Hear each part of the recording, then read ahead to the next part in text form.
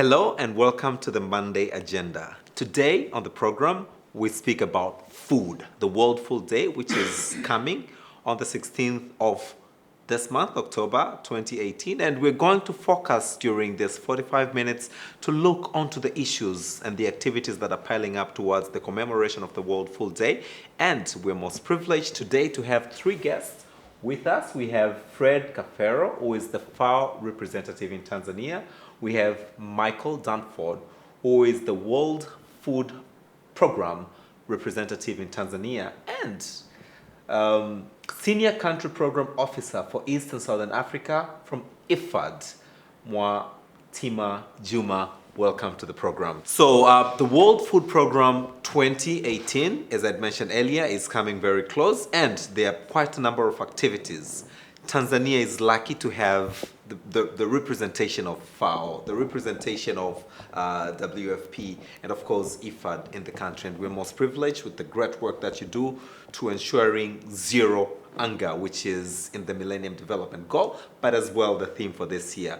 Maybe for a start, can we also know about the World Food Program, the World Food Day this year, and the activities that are piling up towards that commemoration?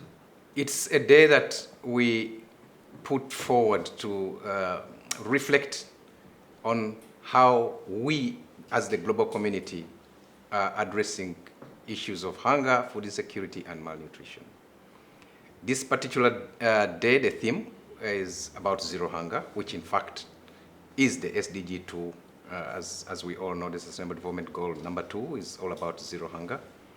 And it's here in Tanzania, we have a number of activities, both on the mainland, but also in Zanzibar. Yes. On the mainland, we will have a number of awareness creation events, including panel discussions with different stakeholders, academia, private sector, government. But we also have some field activities to look at various projects that are being undertaken by the government with support of various development partners in dealing with issues of addressing hunger. And then we will culminate in Songwe, where the national celebrations will be held, where we have all the farmers and the large community to really talk about these issues. Likewise in Pemba, in the case of Zanzibar, there's a series of activities lined up, including shows of different agricultural products and practices. Zero hunger by 2030, second Millennium Development Goal. Is it achievable? What are some of the indicators towards, are we getting there? Is Tanzania going there? It's not just the availability of food, it also looks at the extent to which undernutrition is being adequately addressed. It also is looking at to what extent are smallholders, farmers, being able to increasingly meet their own needs.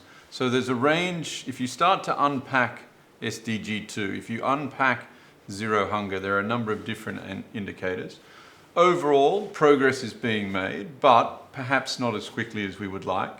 I think the Rome-based agencies of the United Nations, working together in support of the government, are able to make a positive contribution in that regard. In your opinion, because as it's been mentioned, it's not just about food, but also the food security, the issues of nutrition specifically. I'm thinking Tanzania should not be one of the countries ranked very highly with the issues of malnutrition, because we produce almost everything, but we are lagging behind, and we are commemorating the World Food Day in Tanzania. In your opinion, where do you think we go wrong? Why are people, children especially, malnutritioned in Tanzania? I don't want to say that we are going wrong. The issue is why it is still persisting until this time, this century, while it should be a history some decades ago, is because of the holistic nature of the whole aspect of malnutrition and food security. When you have incidents of malnutrition in an area where food is abundant, you ask several questions. That is where you see the multidisciplinary, multi-sectoral approach that needs to go into this. And to me, fundamental to that is education. how do we educate our young mothers how to take care of their kids? What are they feeding? What is there available for them in their own surrounding? This one is losing out. And if we have to go through that process, then we have Ministry of Health, Ministry of Education, Ministry of Women and Children, and all those working together to go that tandem. Yeah. If we have food, then we should not have a malnutrition in the same areas where we have plenty of food. And the whole aspect of the hunger it has to be holistic. We talk about sustainability, we talk about pocket production, we talk about distribution, we talk about income generation, so that if you don't produce in your own farm, how will you be able to buy it? So for me, it is a holistic approach, and how we are continuously working towards working together. In Rombes, we say, okay, let's talk together, but these are only 3 agents. Yes. We need to expand this scope. We need to have more partners into this, and also we need to get a policy support from the government itself in terms of persistent, consistency. This is the direction where we are going. The challenge in the agricultural sector in Tanzania, I would say, has been in the post-harvest. Of course, we have challenges in the seeds or the agri-inputs arriving to the farmers in time, or the poor farming techniques, etc.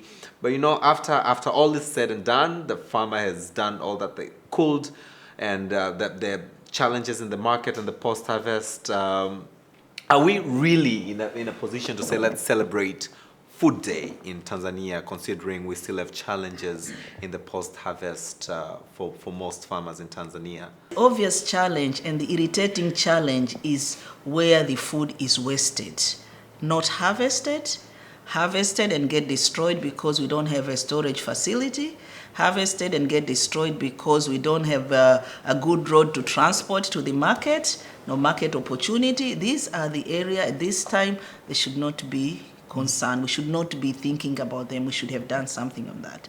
So yes, there are all these ideas and possibility of how we should deal with the food wastage, but we still have the food wastage. And to me, it is the policy of how we are dealing with this, the guidance which the farmers are getting into this production. Yes. A previous year, we had a bumper harvest of maize. Yes. No storage. It was covered with a trampoline in the field, and it will rain. And we have not been prepared on how to deal with that. We knew it during the planting season that this is going to be a bumper harvest, but the local government has not been well prepared. The resources are not there to take care of that bumper harvest, and then it destroys. Sometimes we have also some intervention, don't sell, because we'll be food insecure. And then you have the produce, and then you cannot sell it because there is a restriction of selling it out. One time it's there, one time it is being removed. Inconsistent supporting, which is not focused in one place. So if we put it in our agenda, like we are doing now in SDP2, for example, like we have to support a whole value chain. If you encourage production, you should foresee what is going to be of the market. Don't just give them subsidy of fertilizer and then they increase production, and then you have not arranged market, you have no warehousing, you don't know who is coming to be the buyer, and you don't know where it is. So the best subsidy to the farmer is assurance of the market of their produce. Are these, maybe to add, are these not long-term investments, because farmers are in the field as we speak? Sure. But if we look onto post-harvest, that means we are anticipating something to happen in the next couple of months. But when you talk about warehouses, and we're not talking about a small warehouses, I think it's a call by the Deputy Minister of Agriculture this year as well, during the closure of Naninane in Mbeya. He said, we have a bumper harvest of maize. Sure.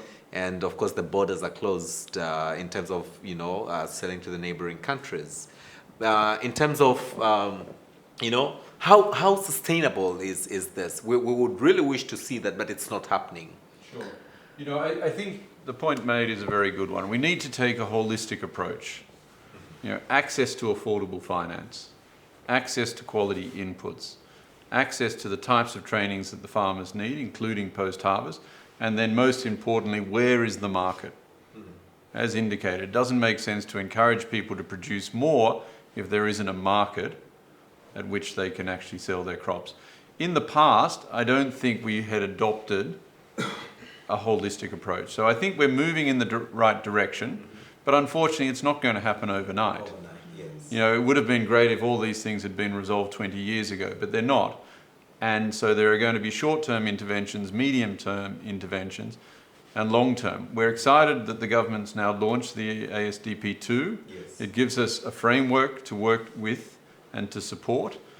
There are lots of elements within that. It's now about trying to ensure that the key sectors, actors, are able to come together and really ensure that holistic approach is addressed as required. Yes. And that's just one part of the entire change, because there are challenges all over. Yeah, the entire. Yes, one of the biggest challenges certainly on the production side is about the low productivity. Whether you're talking about crops, whether you're talking about productivity in livestock, whether you're talking about productivity in fisheries, very little productivity. That's a big, big challenge. And for you to be able to reach the volumes that you require for the market, you need to have good productivity, good yields, good production to be able to do that. When a normal citizen thinks and sees UN, the first thing that comes into their mind is money. And I'm delighted at the Monday agenda today to sit with FAO, Wfp and Ifad.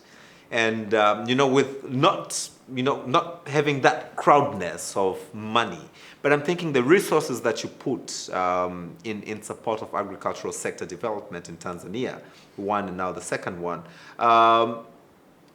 is this addressed towards tackling some of these challenges that the sector is facing? First of all, we as FAO, and I'll talk about FAO, our role is to provide technical assistance to the government. We are not donors. We are donors of knowledge. Yes. and technical support. We provide support in terms of developing policies or strategies or programs like the ASDP2. There we provide our technical support to do that. We do provide support also on issues that relate to data, for example, because data is very important for you to be able to do any meaningful planning. But we also bring knowledge, global knowledge, on issues of agriculture and food to bear. So when we look at the support of the SDP2 and how the SDP2 is actually positioned to be able to support the transformation of agriculture sector, yes, definitely this kind of technical support is very, very important. What is your take in terms of the commitment or the resources that WFP is putting in the country, and is it really transforming? Are you happy that transformation is actually on the track? Sure. So you've got FAO, which is a technical organization. You've got IFAD, which is very much a financial organization. Yes. WFP, I guess our DNA, our profile is more of an operational. And if you look at what we're doing in the country, we support over 300,000 farmers. And a lot of the food that is being provided to the refugees is actually being procured here in Tanzania. Sorry, before you go further, support in what terms? 300,000 farmers you support? No, sorry, 300,000 refugees that we are feeding up in the refugee camps themselves. Okay. Uh-huh. But because of WFP operations, we are able to catalyze and mobilize resources that support Tanzania. We have encouraged Tanzania to be a major corridor, not only for our operations here in Tanzania, but also in Uganda and South Sudan, Democratic Republic of Congo. We're mobilizing activities at the port. We're stimulating, for example, the railways. And recently we've been able to send rail carriages across the lake on ferries into Uganda. All of these activities represent significant investments in the economy of Tanzania. I think we have already made commitments to procure over 100,000 metric tons in Tanzania, valued at about $34 million. When our executive director met with the president, there was a specific request. We're responding to that request now. Okay. We also have activities supporting nutrition, particularly mothers and children. We are supporting smallholders. And there we're trying to make that linkage to the markets. WFP also supports activities around social protection and TASAF. So there's a lot that we are doing, and a lot of it is actually addressing this issue of zero hunger. Okay. Can we do more? We would like to do more, certainly, but increasingly it's more in support of the government's overall objectives. IFAD is funds, money. IFAD is International Fund for Agriculture Development. Yes. So the name itself says that the focus is in the rural areas, and we don't do support in the urban areas. Tanzania is a member of IFAD. It's a member-based organization. Okay. You put a little bit of money. A little bit of money. A little bit of money, but you get a lot of money from that. Okay. Because the focus is, these are the technical aspects that are coming from FAO. Where is the money to implement these technical issues? So that is where we are coming in. Our instrument is the government. We provide a highly concessional loan to the government, working around a particular intervention of interest of the government. So the starting point is to have a country strategy program where the government will identify these are the areas which we want to see that your funds are going to put in. And we work together with the government, with the technical expertise from FAO, until we come to the program. Yes, this is a program. One of our flagship ongoing program at the moment is Market Infrastructure, Value Addition, and Rural Finance Program. We are partnering with African Development Bank, and we are working in terms of supporting smallholder farmers to realize all that what we have been talking about. How we can reduce post-harvest losses, how we can link with the market, how we can build the capacity of farmer organization to identify themselves, what are the issues of financing, because that has been a big issue in terms of smallholder farmers are looked at as risky people, how we can finance them.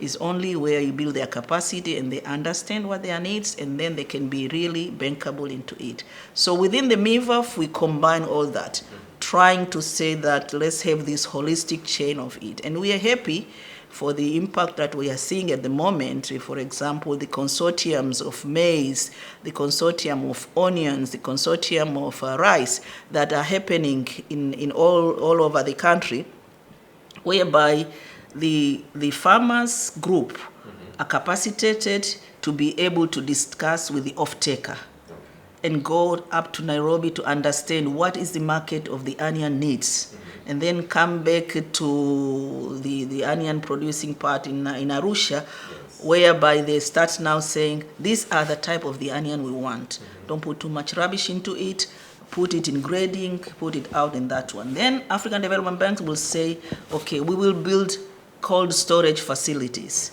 whereby we will store the onion. The trader will say, then now I don't have to go through the middle people. I'll come to this organization, Lecofonet.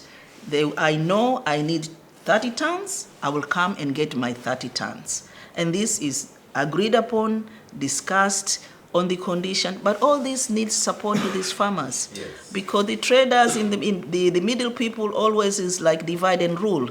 They come in, they buy from your farm before you produce, and then everything fall apart. The farmers in Sengerema, Yes. the rice farmers in Sengerema, the discussions start before the season. Who is the off-taker? Hamisi Mazao. How much ton do you want? 300,000 tons. What type? Saro 5. Okay. Where is the seeds? Who is supplying the seed? This is the seed supplier.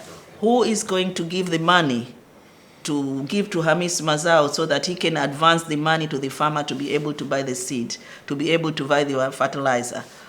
Vision Plus, Vision financial institution. All those people sit together and discuss and agreed upon, together with the local government. A whole database is set out. During the planting season, they come again, they evaluate, are we going to get 300,000 tons or we are going to get 20,000 tons? They make the evaluation, they reduce what they need. Harvesting time, everybody knows where, how much ton I have, who is the buyer, and how is my deduction of the money goes to pay for the loan that I have taken, for the seed, for the fertilizer. everything get there on time. Okay. So building this consortium takes time. It took us almost like 3 or 4 years.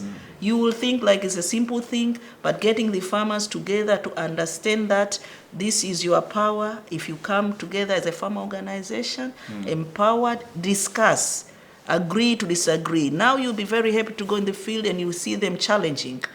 How are we sure? We don't give us counterfeit fertilizer. This has to be very clean and that has to be very clean. So this is where our support is coming in, and in all other aspects of agriculture. And we are ready to help and to work with the government now that this is SDP2. What do you want us to support in SDP2? How does this translate, or how does this translate, yes, to the 2025 vision of the fifth regime under John Pombe Magufuli to industrialize Tanzania? We know that already almost 80% of the population is involved in agriculture.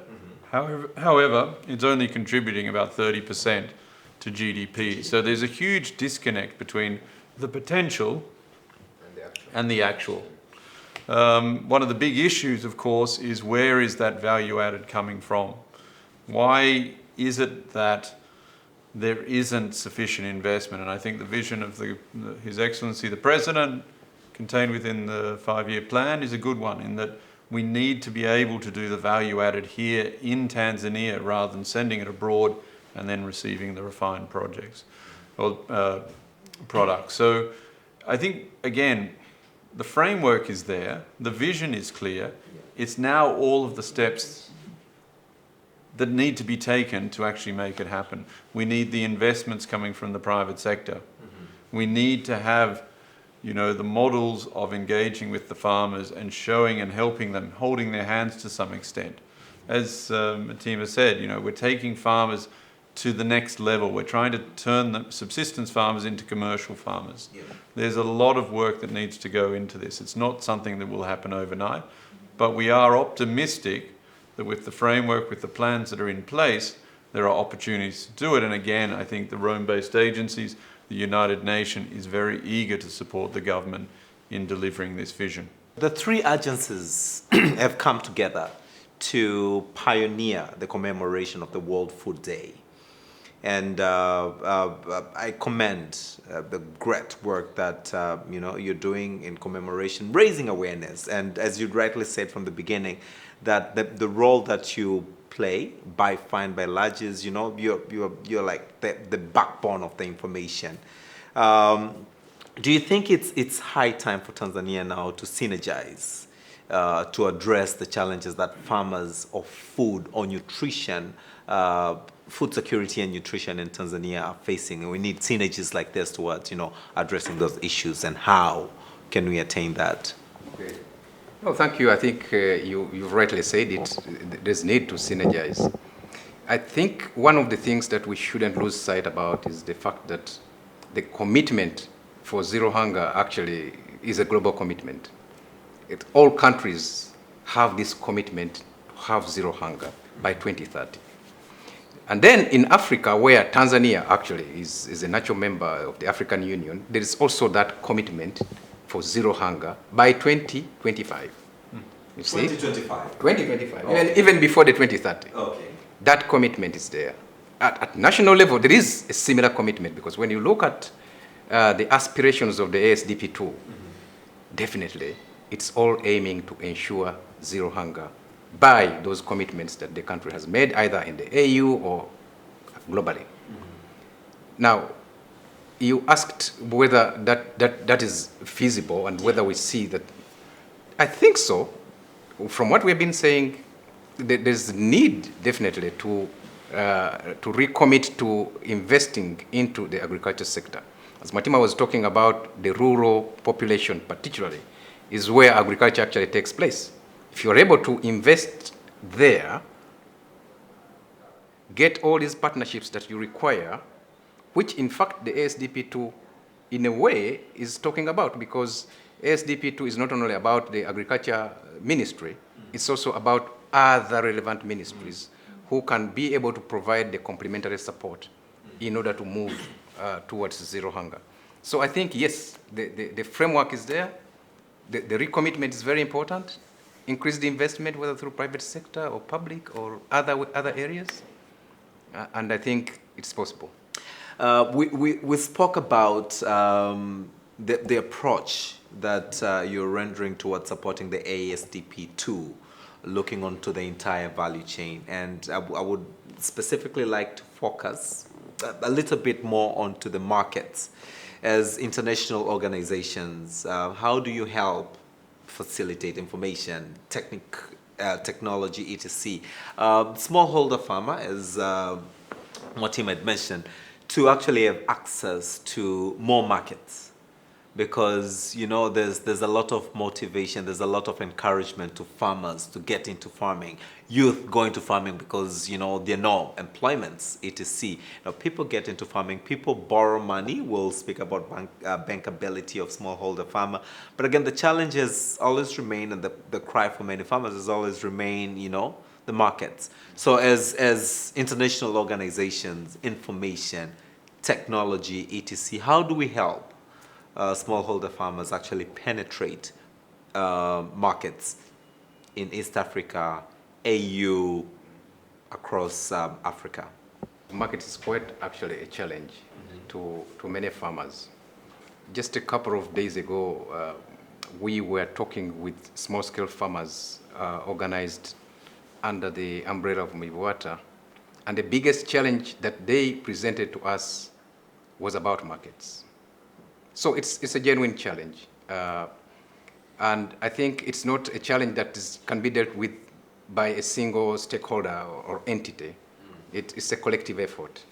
The government does its part in terms of providing the necessary enabling environment that would be able to help the farmers, access certain markets, including all these issues of levies and taxations. It has to do its part on that front.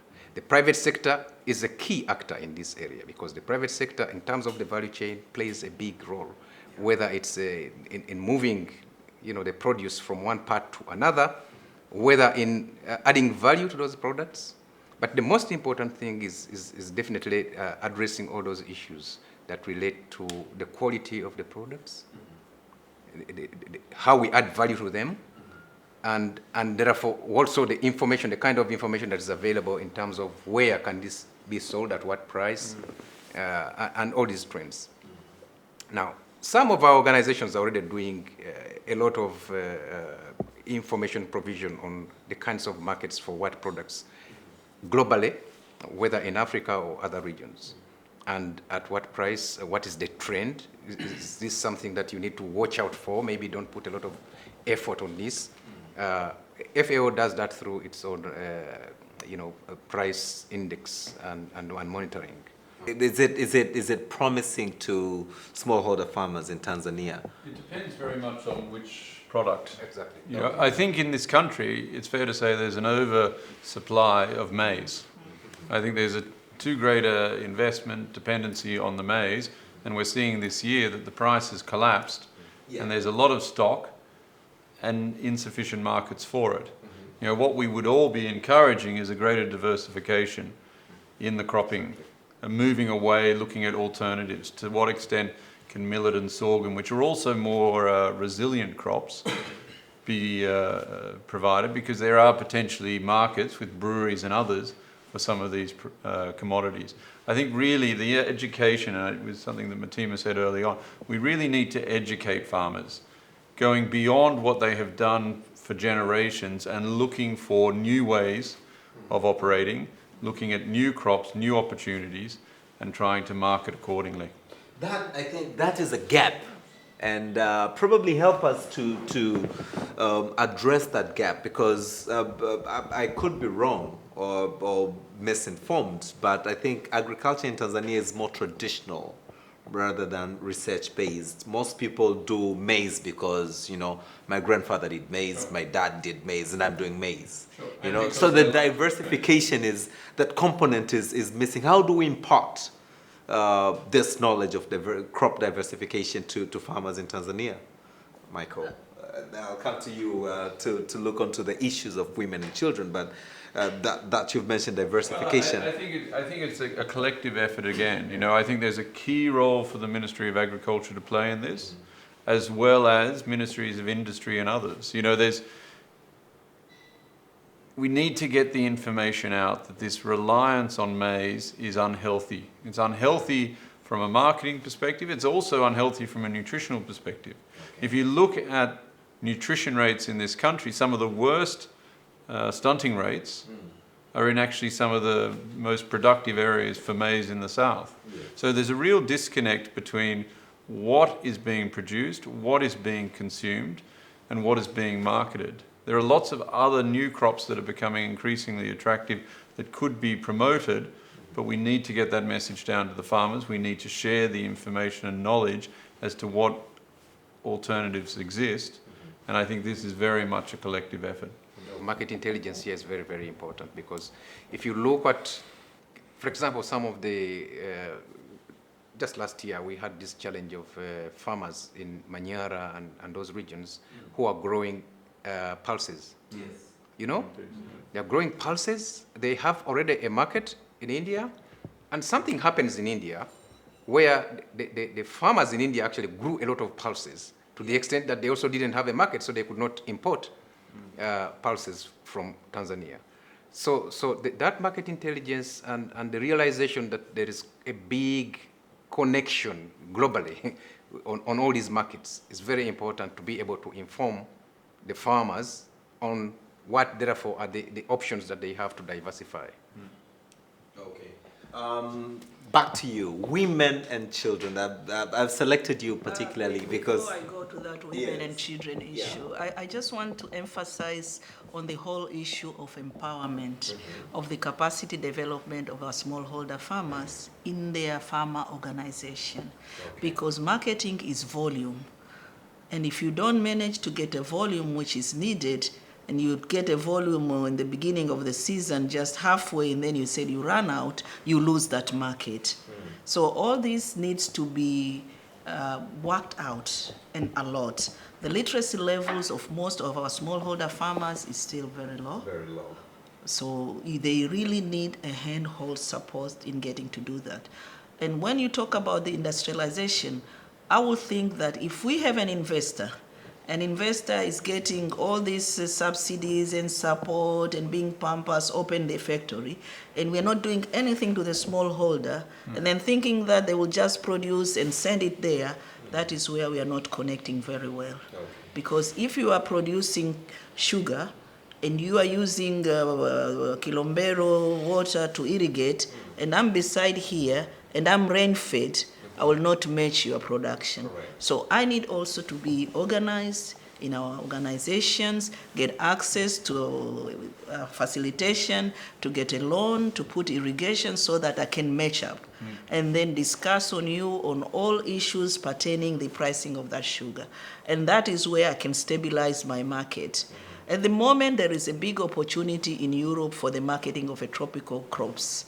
Other countries, they are capitalizing on that. We just focus on this one. What do they want? They want mangoes. Mango from Tanzania is coming this season, which is Christmas time in Europe. Is a big opportunity for that. But farmers' organization is still very weak. The group which is organizing for export mangoes may be hardly 200 farmers. But the producers of mango in the country could be even 1 million. What is happening with these other ones? How we will put that focus in trying to build the capacity and say we are going to hit this market. And we are going to do all what we can to make sure that it is going to be maintained, and the whole world will know come December, all the mangoes will be coming from Tanzania. We are going to hit this market, and all East Africa will know onions is just from Tanzania, and they will stop producing because we have a comparative advantage. We have a land, we have water, we have all these resources. We just need to help them to coordinate, to build this capacity, to empower farmers. So what was your question about the women?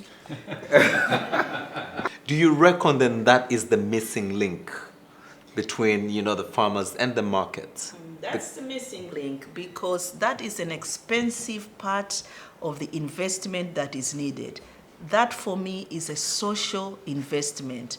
That is, if we put the budget for education, for health, then we need to put also the budget for training this farmer to understand all these aspects. And that way we will reduce the budget for education and for health, because these farmers will have enough income to pay for that. Correct. Yeah. So this agriculture should also be taken as a social part. Training of a Form 4 leaver to understand bookkeeping so that they can help their circles in their village to manage the financing is the biggest investment we could do for those people there. Training for them to understand how they can go into the negotiation and put up a memorandum with the off-takers is the biggest investment we can do. We cannot expect that these people will be able to do that based on their class 7 training or Form 4 training. It's a different line of training. Correct. It did not teach them to be business-minded. It did not teach them to be innovative and trying to see a bigger picture of what they're doing. It just taught them plant, harvest. And that is where it ends, if they will even get that training. So we need to invest. We need to increase the budget of agriculture to research. Okay. That is also something which we are lacking behind. I was recently in Germany and we were talking with a farmer organization, and I was like, oh my God, what are we doing? The government is protecting farmer organization provided that they know what is the focus and what is being to be produced. Yes. For 20 years, these farmers have been getting their stable market. Whether the government will buy and throw it away, but they will make sure that the farmer will get that price. Okay. And I was like, were you doing that? Yes, this is called smart subsidy. Instead of giving you fertilizer, I will buy whatever you produce. Let me do whatever I can do with it, but I will buy it because you put your effort in producing it. And then I will train you. And then I will help the investor to come in to build the factory which is associated with what you are producing in excess. Because if we can want to develop in industrialization, it has to be agriculture-based. Because we have a comparative advantage in agriculture. So it has to be agriculture-based. Perhaps differ in my thoughts on encouraging farmers to produce when there aren't the markets. You know, encouraging them just to produce for the sake of producing, I think that really is sending the wrong message. I think we really need to try and do the alignment. It doesn't happen overnight, but we've seen in the past that farmers are producing without even thinking where their markets are. They're just hoping that someone will come to the farm gate and buy, and will buy at a price. Yes. It's not working. It's not working at the moment. It's not working this season, certainly. I think, you know, there will be lots of farmers who are taking a hit financially this season because the prices have dropped so much. So we need to be careful as to the role that government will play, particularly the National Food Reserve Agency and others, offering prices that are unrealistic, because it creates expectations, and those expectations fuel this somewhat, you know, I don't want to describe it as mindless, but this insufficiently thought through production strategy of smallholders. We do a round of contribution and specifically focus on the World Food Day, which is forthcoming. What is the message? What do you want our audience to take through from this program for the World Food Day? And we'll take it through, all the three of you. As we said, the World Food Day this year, the theme is attaining zero hunger. It is possible that that can be done. We believe it is possible, but there's a lot to do. A lot to do in terms of, one, we've been talking about increasing production. How can you increase production, increase productivity, so that we have enough food around to eat? But more importantly, moving that also to the markets, which we've just been discussing. The reason we're talking about markets is because it brings income to the farmers. It brings income to the farmers. They are able to access other foods that they can't grow, they can't produce. They can buy meat if they don't have livestock. They can buy fish if they don't have anywhere to get the fish, because they have a purchasing power. So it's possible that we can increase productivity, we can increase incomes, but more importantly also, as we've been talking about, nutrition. The consumption, how do we eat and what do we eat? What are the diets that we have? Are they balanced diets for a healthy and active life. So the issues of production, income, and consumption is very, very important, but we are mindful that there are challenges, which we've been talking about. Some of those challenges are actually beyond us because they are natural. If you talk about droughts, for example, drought can come in and just cause all this distortion about whatever we have, back to square one. So we are mindful about those, but how also we improve the resilience of the agriculture sector. So for us, that's the message. It's very important that we are mindful about these issues. It's possible that we can attain zero hunger by 2030, but we need to do more. We need to be careful and mindful of all these associated factors. Only that I think World Food Day gives us all an opportunity to stop and reflect of where we've come and where we need to go. I think, as I said earlier, there's huge potential to actually expand this sector with so much of the population already invested and yet still giving a limited return. I think the key will be that we have a joined up, coordinated approach aligned to the agricultural sector development policy and also the vision of the government. The World Food Programme, the Rhone-based agencies as the UN, we're very happy to support. I think the potential is there. It's now how do we go about executing and achieving. Much has been said. FAO spoke about information. You spoke about your experience, for instance, in Germany, and I'm seeing that there's a gap, that this rich information is not cascaded down to the smallholder farmer or to the consumers or to the people in the southern area where malnutrition is most hit. Probably not only in Tanzania, in Africa, but probably in the world. We rank very high. Can we use this commemoration as well to pass this rich information in your activities, programs, so that, you know, as you rightly say that you're in the words that you just said, that we need to, you know, share this information, take it down, cascade it down, but how and who is responsible? I'm not sure if you've mentioned it on different occasions, the government, but where again, probably my simple question is where is the private sector, and what role can the private sector play to second the good work that the government is doing, which is creating an enabling environment, as rightly said. Where do we see the private sector in this? Well, the private sector is a very important stakeholder virtually in any development interventions, especially as we talk about the value chain approach. The private sector is in each of those. Very, very important actor. But let me say, if you're talking about zero hunger, you actually are talking about a lot of stakeholders involved. The civil society organizations are doing quite a lot of work. If you talk about messages, how do they reach the farmers? Yes. Civil society is right there on the ground, and they do all this kind of work a lot. How do we engage them effectively? The private sector, how do we engage them effectively? The researchers who are doing research on a range of plant and animal varieties and breeds. How do we bring? So we need to bring in everybody. We talk about government, but government has its set roles in terms of an enabling environment, really. It's mostly the other actors to use and utilize that enabling environment to be able to deliver. Right. Do we have any addition in terms of some of the activities? Would you like to highlight some of the activities that are building up towards the World Food Day? Would you like to add that? I can say that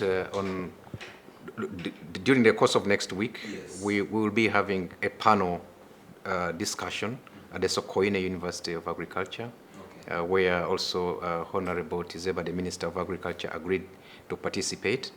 We hope to also have the private sector representative, civil society representative, and representative of farmer associations, and the UN, of course, to discuss and deliberate about the theme of this year's World Food Day. Okay. And then we shall go to Iringa. Iringa has got quite a lot of activities related to rice production and the post-harvest issues that you raised in this meeting. There are some projects there that we have been working with the government, which we think could be a good reminder of the government's commitment to food security. Okay. And then we will move. There is also some work in Mbeya. In Mbeya, there's going to be a big grouping of the youth, They're also discussing about issues that affect the youth, particularly in terms of how they engage in agriculture. And then we'll go to Songwe. And in Songwe, that's the national celebrations, as I mentioned. The local government there is taking leadership in organizing it together with the Ministry of Agriculture. But we will all be there to be able to celebrate. You were watching the Monday agenda, as I mentioned earlier. I'm still, excited that I've had the presence of FAO, WFP, and Ifad in the program to look onto the World Food Day, which will be commemorated on the 16th. The message that I'm carrying from this program to you, my dear viewer, is that zero hunger is possible, it can be done, and it is your call and my call today to take it across. Let's make sure that we eliminate any chances of creating hunger in the country and hence celebrate the World Food Day on the 16th. Thank you for watching the Monday Agenda, and thanks to my guests. It's really been a great pleasure, and I look forward to the commemoration and taking the commemoration beyond the day of the celebration. Thank you so much. Thank you for watching Monday Agenda. Until next time, I'm your host, Austin Makani.